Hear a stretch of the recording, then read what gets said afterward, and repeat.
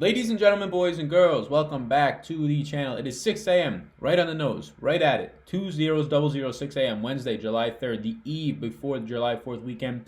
We just did a WNBA video, just one game there. Totally different here. We got a 14 game, almost a full slate in the MLB today. I'm excited to break it down. I have right here 6 pitchers written down on a piece of paper that I have early interest in. Now, that is early interest. That is likely to change throughout the day. Maybe not all of those pitchers. I hope not. But some of them might come in, some might go out, and I'll have an article up on Patreon later today. I will be traveling today for July 4th to get home, but I will have that article up before probably 3 p.m. today on Patreon. It's linked down below if you want to know sort of just my analysis on sort of my top-end pitching options that I want to go to. Top-end meaning price-wise, but also just interest-wise.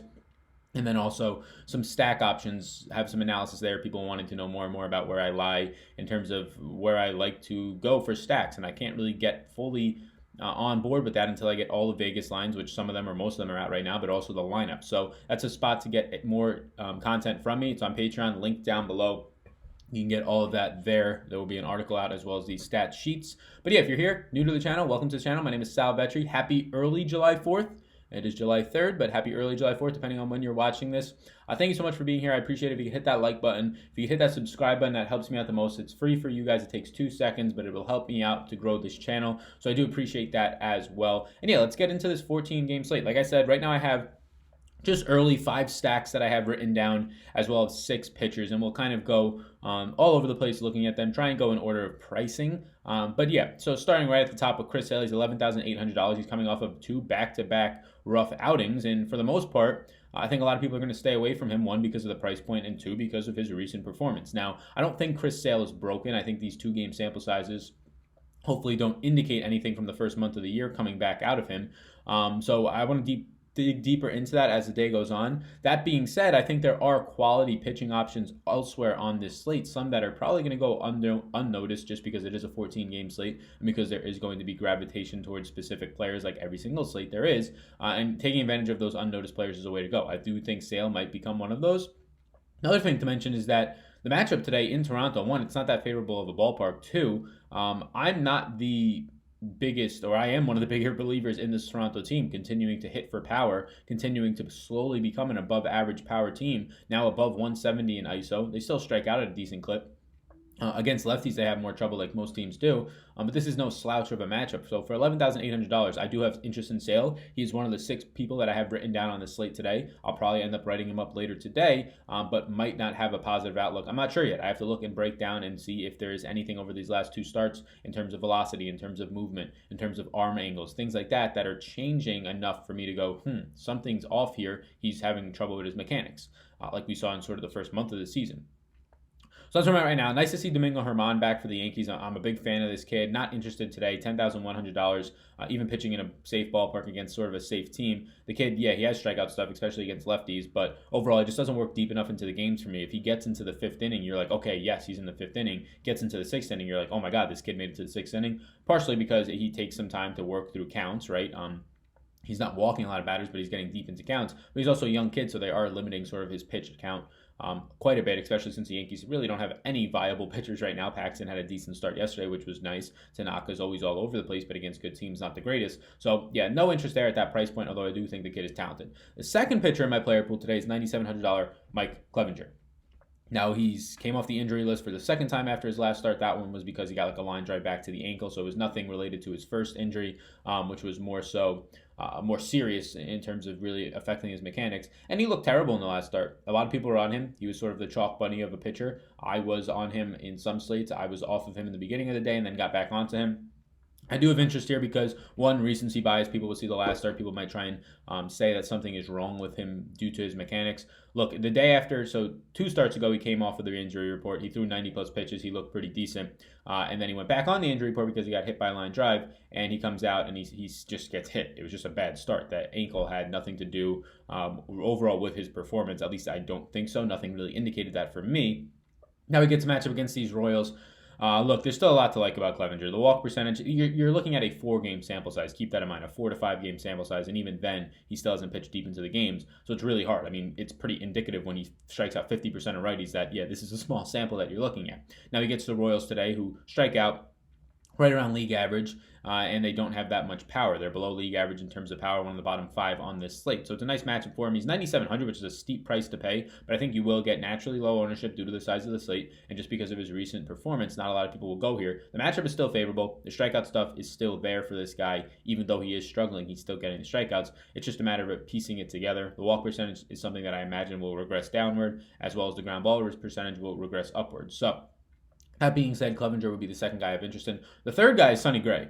Sonny Gray's matchup today against this Milwaukee team. And this Milwaukee team, even though they homered, twice yesterday? I think 3 times actually. Moustakas, all the lefties. We wrote it up in the report. All the lefties for the Brewers are the way to go. We had Thames, Moustakas, and Yelich. I had all of them in my main lineup, just unfortunately had Matt Strong yesterday. So that didn't work. But yeah, this matchup against Milwaukee, Sonny Gray's been a really good pitcher this year, and this matchup against Milwaukee does not scare me. Look, Milwaukee will strike out. Sure, they have a ton of power, especially from the left-handed side of the plate, but what does Sonny Gray do so good? He limits power to lefties, and he strikes them out. A 128 power to ISO to lefties, and honestly, a 134 ISO to righties. There's no real difference there. He's limiting power overall with a .98 home run per 9. He's pitching, sure, in a pitcher or a hitter-friendly ballpark today in Cincinnati, but I'm not too worried about it. He gets a 54.6% ground ball rate. That is the highest on the slate. That is very good. He only has a 28.2% fly ball rate. That is bottom 5 on the slate. That is very good. That's why he's limiting trouble. If you're not putting the ball in the air, how can you hit a home run? Duh. 27% overall strikeout rate. Like I said, striking out lefties, which again, you're going to get a good chunk of lefties in this lineup. At least 4 if they continue to run out the same lineup, right? You're going to continue to get Yelich, Moustakas, Thames, and Ben Gamel. And then you have Grandel, who's a switch hitter. He might bat from the left-handed side of the plate here, although he'll probably be at a platoon advantage, so likely see him from the right-handed side. You don't know, though. So at least 4, potentially 5 lefties, including getting to face a pitcher today. I think Sonny Gray is a really nice play. 9,200, some people might think it's too expensive. I think he's one of the better plays on the slate. The walk percentage is obviously something that you'd like to see lower. The matchup in terms of his opponent's power is not great, but everything else lines up nicely. Milwaukee will strike out. The thing that Milwaukee has the best of is powerful bats, right? Potentially, and Grandel likes hitting from the left side more so than the right. So potentially 5 lefties in the first 7 hitters and 4 in the first 5. Yeah, I'm fine getting here for a guy who has a 30% plus, 31.4 against lefty strikeout rate, and just limits the damage by getting a lot of ground balls. 4.03 Sierra is pretty good as well. So 9,200, Sonny Gray is the third pitcher out of 6 in my player pool today. And then it's a huge gap. Everything drops off. Kyle Gibson against Oakland's not somewhere that I want to target for that price point. He's a huge favorite. Oakland doesn't strike out. Oakland has power. Kyle Gibson, not the greatest in terms of strikeout stuff, and there will be a decent amount of lefties in the Oakland lineup, and he just doesn't strike out lefties and gives up power to them. Griffin Canning, I almost went here, but Texas is much better against righties. Griffin Canning has had a lot of things that worry me this year. A 49.1% hard hit or fly ball percentage is by far the highest on this slate, and he gets hit 40% of the time. That's leading to this 1.75 home run rate, which is not good. It's not good at all. He's giving up power to both sides of the plate. Texas will strike out, but they also have power on both sides of the plate. So not going to get there. Darvish is just too expensive. I can't believe everybody keeps going back to this guy. I don't care that Darvish has a 31% strikeout rate against righties. I just don't, especially today. That doesn't matter against Pittsburgh. Pittsburgh will have 5 to 6 lefties in the lineup today, and you're telling me, oh, but he strikes out 31% of righties. Who cares? He's going to have 3 righties that he faces today. He only strikes out 22% of lefties, and he gives up a 258 ISO. That's not an X ISO, just ISO overall, to lefties. So what that's telling me is this guy cannot strike out righties. He's giving contact up to them. And for the most part, he's not giving up hard hit contact, but it's coming to lefties. And you're going to get 5 to 6 lefties in this lineup, right? Dickerson, Moran, Reynolds, Josh Bell. All these guys are going to be in the lineup today. Not the greatest spot for Darvish. He's priced up. If people go to him, Pittsburgh either way is going to be a stack of mine. If people go to Darvish, yeah, they're going to be a really big stack. Merrill Kelly against the Dodgers, there's just no way. Adam Wainwright is sort of this guy who's on the fence for me. He's not right now in my early pitcher pool, but it was nice to see him go out there in the last start, rack up, I think, 9 strikeouts. This Seattle team will strike out. Wainwright on the year, some things are worrisome. The walk percentage, the hard hit percentage. The strikeout stuff is down, especially from the left-handed side of the plate. So he's kind of on the board. We'll see if he gets in there later on. And then I'll just drop down. I mean, I don't want Vargas against the Yankees. I don't want Mike Fears. So today it seems like he's the probable. The last time out they had a doubleheader, so there's 2 pitchers that are being called probables today. I believe it's Fears. I checked MLB.com. That's who they have him as. There's another pitcher on there potentially that could be the probable though, but either way, no real interest against this Minnesota team. Archer against the Cubs. Give me the Cubs all day. I've been going up against Archer and kind of fading him all year long. The 4th pitcher in my player pool, Sean Anderson. What? Yeah. We're going to get really gross now, guys. We're below 7K, so it's naturally going to be disgusting. Sean Anderson against the San Diego Padres team that outside and pretty much a virtual tie with Detroit that strikes out the most on the year. Sean Anderson has been very good at limiting damage in terms of home runs. He's 6,800. You're not looking for a 40-point upside guy here. He is not that guy. 7.8% strikeouts against lefties. That's bad. 17.8. He has a 12.8% overall strikeout rate. So that's bad. Why is he an interest to me? Well, I mean, he goes deep into the games. 5.68 innings pitched per start. He's getting you into the sixth inning. He's limiting the damage. 0.88 home runs per nine. And now he faces a team that does have a high strikeout rate, so it at least elevates his upside today more so than not. Only giving up 25% fly balls, and he's pitching in a very hitter-friendly ballpark, or pitcher-friendly ballpark, the most pitcher-friendly ballpark on the slate. So what I'm trying to tell you here is that this guy, in terms of strikeouts, does not have a lot of upside, but he's getting probably the best matchup that you can get in terms of having more upside to gain more strikeouts against a team that will swing and miss often, and he's limiting power overall. And he's limiting power in very difficult spots, right? He's faced good teams that have power, more power than this San Diego team. Now, I don't have any conviction around Anderson. He's just the first guy below 7K that I will touch on. There are two other guys, and potentially just one, that I have more interest in for lower price points. But the fact that he goes deep into the games, his SIERA is terrible, 5.31. He's getting very lucky based on his ERA, but he's going deep into the games. He's not giving up fly balls at all. So the fact that he has a low home run percentage or home run per nine makes sense to me. It's not like I think it's something that will regress. He just doesn't give up fly balls. His hard hit contact is a little bit higher than you like to see at 40%, but nothing too scary. The fact of the matter is he stinks in terms of getting batters to swing and miss. He's facing a team that does swing and miss, and he goes deep into the game. So 6,800, you're hoping for 5 and a third, 5 and 2/3. He averages 5 and 2/3 per start. So if you get that average of 5 and 2/3 with maybe 4 strikeouts today, limiting the damage at 6,800, even if he doesn't get the win since he's an underdog, you get 12, 15 points out of him. That could be enough. So he's an early interest, nothing I have complete conviction around. Nick Pivetta, I am very much off the Nick Pivetta train. I like Atlanta a lot today. Going down to Ross Detwiler. It's his second start of the year, so we can't really look into his sample too much. He went 5 innings in his first start. I believe he picked up the win. Maybe not. But yeah, didn't allow a walk in that first start. Did allow a home run.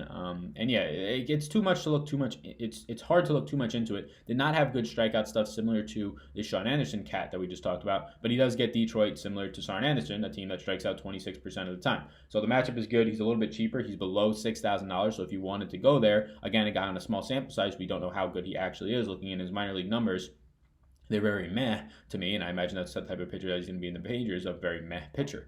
So he would be the fifth guy into this pitcher pool that I have right now on the low end. But the guy that I have the most interest in is Tyler Anderson. 5,700. The numbers that you see on my sheet right here are numbers that I pulled from Fangraphs for his minor league numbers for 2019. So he's a guy who has a huge ERA at 6.23. I hope that scares a lot of people off. His SIERA is much lower than that. Just naturally, you won't have a 6+ SIERA, but it's much lower than that. He only walks 5% of batters, and he has a 25.8% strikeout rate. That's impressive, right? Strikeouts are the thing that correlate the most over to the majors, and also walks. So he's not giving up much free base runners, but he's striking guys out. And he faces a Chicago White Sox team that has the third highest strikeout rate on the slate at 25.3%, tied actually with this Texas Rangers team. So, Tyler Anderson today. Not sure that he'll be the favorite. I mean, he's going up against Ross Detwiler, so there's no line out yet, so it's potentially. He had good strikeout stuff in the minors, so let's get even more into his stats, right? 76 hits in 71 innings, not the greatest. 52 runs in 71 innings, not the greatest, aka his ERA. 78 strikeouts in 71 innings, that's pretty good. That's where the 25.8% strikeout rate comes in. 10.63 Ks per 9. That's pretty good. Usually when you get a guy coming up from the minors, you'd like to see somewhere around 9 to 10 plus Ks per 9 because then it's going to translate. It'll bump down a little bit, but it'll translate to high strikeouts still in the majors. But the problem with him is 2.08 home runs per 9. He's giving up power. He's giving up a lot of power to both sides of the plate. But what you get out of this Chicago White Sox team is a team that doesn't have a ton of power. It's in a hitter-friendly ballpark, so that's a little worrisome, but nothing too major, right? This is not Coors Field or Atlanta on a hot sunny day. So what you're getting out of Tyler Alexander is a guy who has strikeout upside against a team that strikes out, and he gives up power, but at least he's facing a team that doesn't have that much power, right? A lot of things in terms of the walk percentage being down. He works deep into the games. He's fully stretched out, pitching 71 innings so far this year. There's a lot of things that I do like. He's not going too deep into games, though, is a problem. I need to look this over. It'll be in the article. I believe he started. I don't know if he started off at starts, but he's made 16 appearances, and he's only gone 71 innings. So, I mean, that's not great, right? He's not even getting into the fifth every single time. But I do think some of those might be relief efforts, and I do think some of those might be stretching him out. As long as Tyler Anderson, and we'll look into him, if he's fully stretched out, I will have interest at a very cheap price point of $5,700, especially when he's sandwiched in between guys like Peter Lambert, who's pitching in course against the Astros today. That's just a spot for points for the Astros, especially when he's next to Ryan Stanek, who's an opener. Another guy who's a long reliever today, Jacob Waguspak. Yikes. Austin Pratt, a guy who I believe is another opener today. I can't remember. Or no, Austin Pratt will be an opener. So things like that, right? So that said, those are the 6 pitchers that I'm interested in. I think Quantrill is interesting. So he's a guy who's only been being used out of the bullpen. So people might think he's a opener or a long reliever, but he's actually getting the start today. He's had starts that have been favorable earlier in the year. And now he gets to start against San Francisco, who has put up 10 spots in terms of run in the last 2 games. So that's scary. He's a 148 favorite. He strikes out 27% of left or righties, a lot of that being favored and pushed up due to his time in the bullpen. Limits damage against righties overall, pitching in a nice, favorable ballpark, although the San Diego pitchers have been getting roughed around the last 2 days in that same ballpark. So Quantrill is also very interesting today. He would probably be my 7th pitcher, and Adam Wainwright would be my 8th if I had to continue this list. So it's a slate that very much seems like there's no, I mean, Chris Sale's an obvious stud. Mike Clevenger, I think, is a good play. Sonny Gray, I think I have a lot of conviction around Sonny Gray today. But in terms of the low end, there's no one guy that sticks out a ton. It's really going to be an ownership game. Where does the ownership fall to? If it's going to leave a Tyler Alexander completely unowned in a nice beneficial matchup, maybe I go there. This is something that I'll touch on in the article later today. Quickly touching on stacks, I think Pittsburgh against Darvish is a great stack today. Darvish, the best that Darvish does is against righties. He's terrible against lefties. He's going to get 6 lefties today, and a lot of them have power.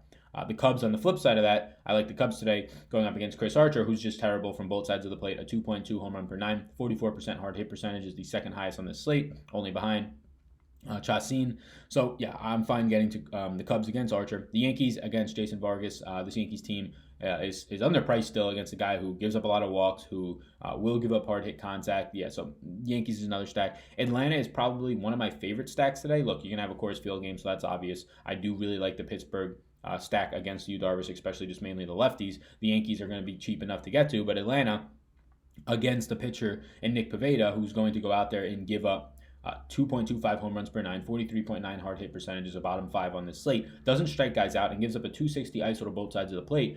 Yeah, now you're facing a team that doesn't strike out, makes contact in Atlanta, which in the middle of the summer when it's 90 degrees, yeah, there's going to be a lot of upside here. The ballpark is going to be very hitter friendly today.